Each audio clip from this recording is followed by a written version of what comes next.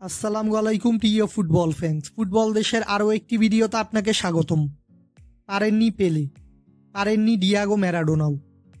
ফুটবলের 120 গজের মাঠে কত শত রেকর্ডই প্রতিদিন জন্ম নেয়, কিন্তু ফুটবলের 120 গজের মাঠে এমন কিছু রেকর্ড আছে যেখানে কিংবদন্তিদের নামটাও হয়তো কখনোই জায়গা করতে পারেনি।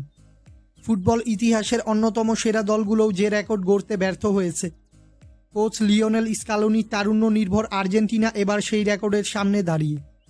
টানা 3 আন্তর্জাতিক শিরোপা জেতার রেকর্ড নেই দক্ষিণ আমেরিকান কোনো দেশের।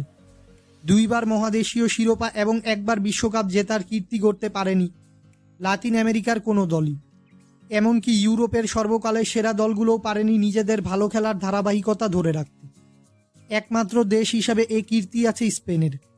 2008 সালের ইউরো, 2010 সালের বিশ্বকাপ এবং 2012 সালের ইউরো টানা জয় করেছিল দেশটি। এবার আর্জেন্টিনার সামনে আছে সেই সুযোগ। 2021 সালের কোপা আমেরিকা আর 2022 সালের বিশ্বকাপ নিজেদের ঝুলিতে নিয়েছিল লিওনেল মেসিরা।